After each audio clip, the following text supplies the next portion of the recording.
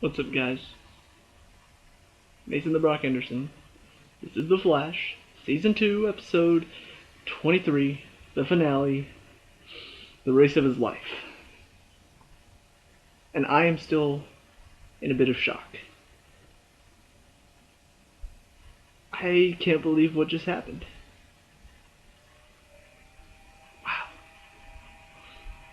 One of the great things about this show is that it's willing to take some chances that you wouldn't really expect it to take. Um, I really just all of a sudden everything just totally. Okay, let's talk about it. So, before we get to that final scene, which will be my biggest talking point, most likely, this episode in general is a very, very good finale. You've got a lot of good stuff going on. It's very exciting. It's very intense. You've got good moments. You've got good twists thrown in there. We find out Jay Garrick's plan. We find out kind of everything. Well, Hunter Zolomon slash Zoom's plan. We find out everything he did to become Hunter Zolomon, to become Zoom.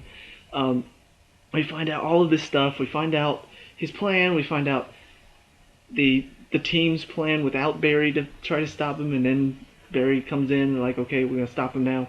It was all really, really good. First of all, we begin with Barry suffering the loss of his dad, which was very sad, very emotional. And he kind of, it was very strange to see because last episode it felt very weird from him because he's so, we got this, guys, we're all ready to go, we can stop him. He's like 100% happy. And it's just like, okay, this is weird. Like, he feels like he's a little too confident, like maybe he needs to take a step back and think about it. And now, at the beginning of this episode, we have the exact opposite because he just lost his dad. So he is extremely torn up, and the exact opposite of happy-go-lucky. So the team decides we're going to do this without him, has a pretty good plan in place, kind of. It's mainly a let's stop Zoom on this Earth plan, which ultimately it's kind of strange because it was going to take them back to sort of where they were before, with Zoom trapped on the other Earth, and that's it. The only thing that made them go back to Earth 2, though, was to stop him from hurting Earth 2, but Barry's the one that wanted to do it, so it was like, in this case, they really were going to trap him over there and just leave him and leave Earth 2 to its peril, which was kind of strange for me, but ultimately it doesn't work out as planned. Something has to go wrong or else the show would end right there. Joe's gun gets jammed, so now he has to go up close and personal to stab him with some of the, I guess the slowing down drugs? I don't know what they are. But that gets him close enough to where Zoom drags him to Earth 2 with him. That's where we have the moment where Zolomon reveals his entire plan, everything he did up until that point. And so we have a good layout. We get to see a couple flashbacks to see how everything went down. Very well done. And then, of course, we have Barry gets released by Wally because Wally is now... It's like he knows about Barry being the Flash, obviously, after last episode, but they still didn't really bring him onto the team. And then whenever he does show up, they reveal everything that happened and then say, oh yeah, we're done, even though your dad's on the other Earth. And then don't even watch to make sure he doesn't let Barry out. Duh. That would be the number one priority. If you don't want him to mess anything up, don't let him near Barry. Obviously, he's going to try to let Barry out to save his dad. So anyway, Barry gets let out. He uses Cisco's vibe powers to get the message to Zoom that he's going to do the race with him. And so it all set up for a very intense final race where Barry just has to stop Zoom before his machine gets powered up. Unfortunately, he kind of doesn't. But what I love about this is that I'm very clearly a nerd, slash geek slash dork. So whenever he's sitting there running, the way they did this was just absolutely brilliant. Because he's sitting there running, and then all of a sudden, next thing you know, there are two of them. I'm like, he created a time remnant, and just watching it all go down, I feel like Syndrome from The Incredibles. I'm geeking out about it. I don't care. I'm not embarrassed. It was awesome. It was amazing. I'm sitting there just like giggling like a little kid because it was incredible. And that's ultimately how he stops him. One of his selves is fighting, himself is fighting Zoom while his time remnant is running to create kind of a reversal onto the machine that's going to destroy the multiverse. So, what I really love about this scene, there are a lot of things I loved about this scene besides just the time remnant. But it was funny because Hunter was talking earlier about how he has to be willing to kill his time remnant. Like he created time remnants of himself several times and just killed them off because that's just what he does. He's kind of crazy, and so in his mind, he's strong enough to be able to kill off his time remnant because that's who he is. He's just that awesome. That type of thing. The very nice parallel that they put in here is that Barry creates a time remnant, and the time remnant ends up sacrificing himself. So it's like, on the one hand, you've got Hunter Zolomon who creates time remnants and then kills them off because he's a psychopath, because that's just who he is. And then you've got Barry, who created a time remnant to sacrifice himself to save his friends. I love that parallel.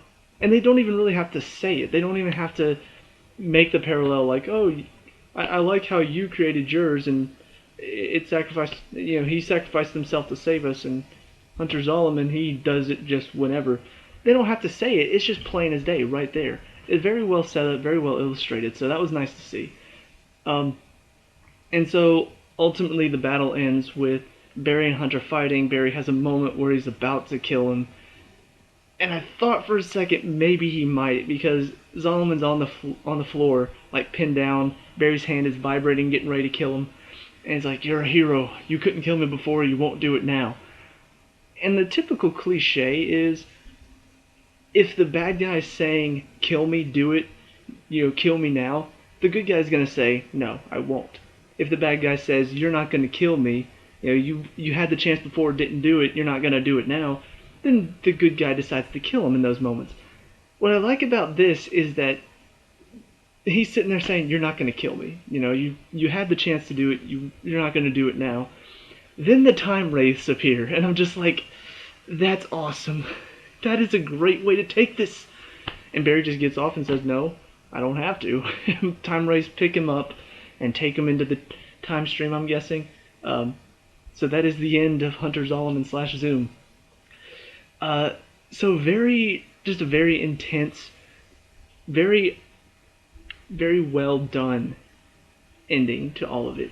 And so, setting up for all of this, I'm thinking, okay, so they're probably going to start setting up for season 3 now, right? Like they're going to bring in some new villain or, something else. They're going to set up season 3, correct? Kind of.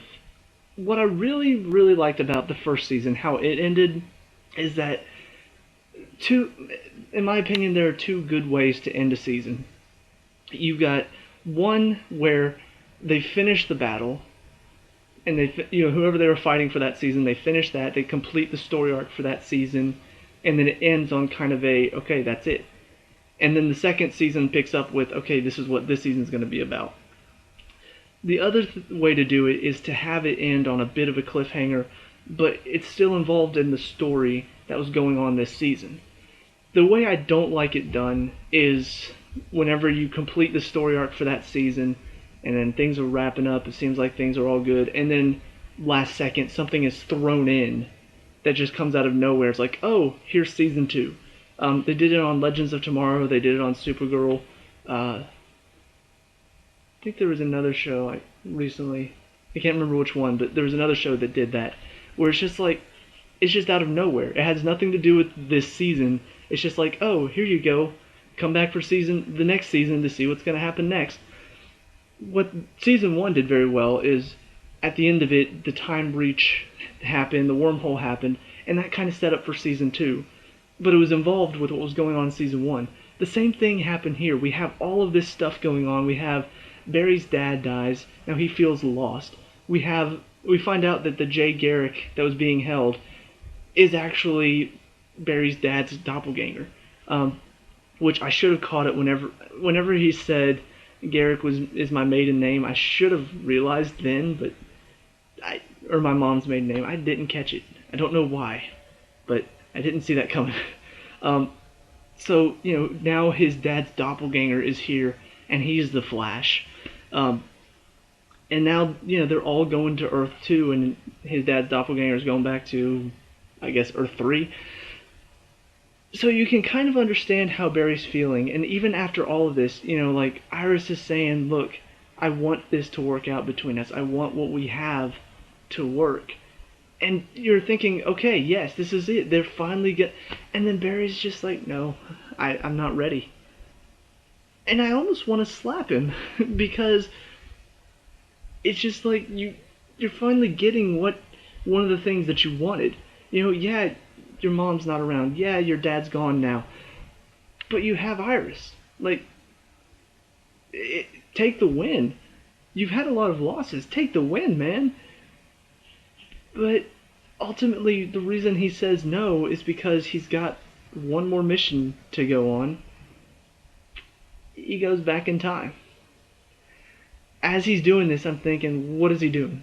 Is he traveling to, like, when he opens up the little wormhole, I'm thinking, is he traveling to another world?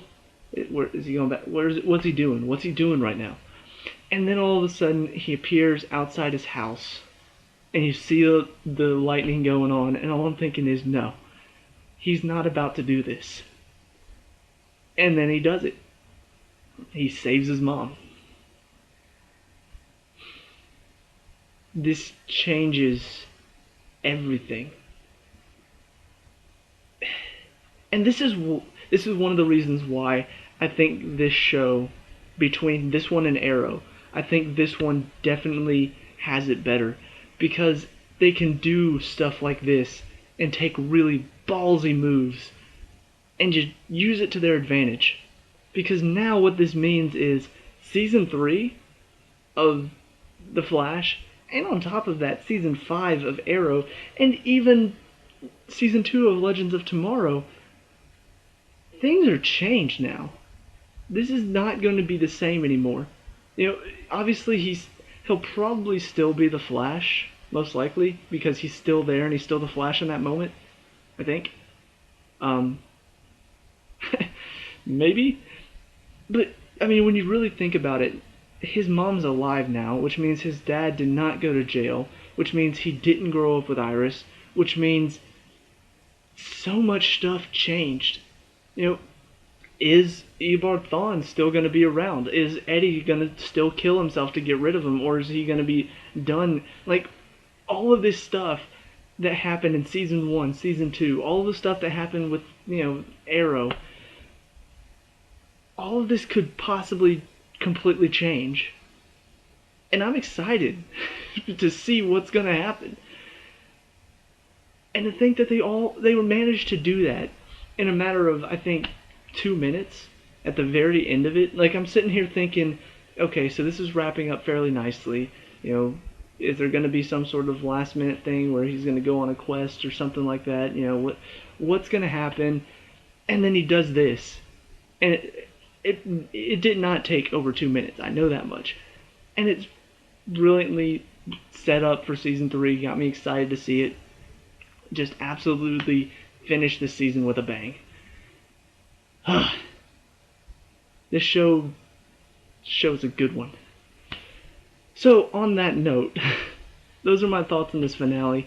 Looking back on season 2 as a whole, I would say season 2 definitely stepped it up as far as the seasons go.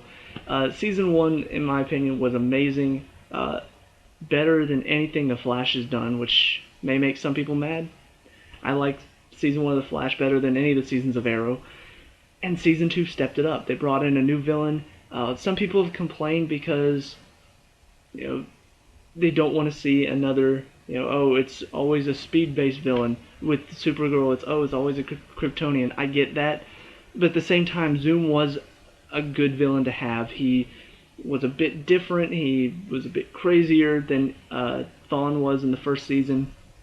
He had the twist with Jay Garrick in there. Ultimately, the only thing they really got wrong this season was how they revealed that Jay Garrick was actually Zoom. I think they could have done it a lot better, revealing it the way they did at the end of that one episode instead of in the next episode was a bit frustrating, but I think they managed to cover that up nicely. Things got better after that, things picked up, and it finished on a high. And now it's got a perfect setup for season 3. It's got me excited to see season 3.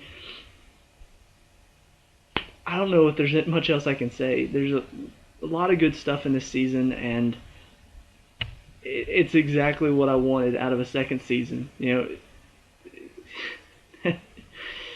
I'm kind of speechless, to be honest, just thinking about it. So anyway, those are my thoughts on this finale and the season as a whole. What are your thoughts? Let me know down in the comments below. What do you want to see them do with season 3? As far as, obviously there are going to be some changes now. What do you want to see change? What do you want to see stay the same? Obviously now we've got several shows to cross over now. We've got Flash and Arrow and Legends of Tomorrow and Supergirl. So a lot of crossover possibilities next season. What do you want to see done as far as those? What do you want to see as far as the main bad guy for next season? All that stuff, let me know. We can discuss it. Leave a like and subscribe for future Flash reviews. Go check out my other reviews on my channel. And yeah, I'll see you guys in the next season. Peace out.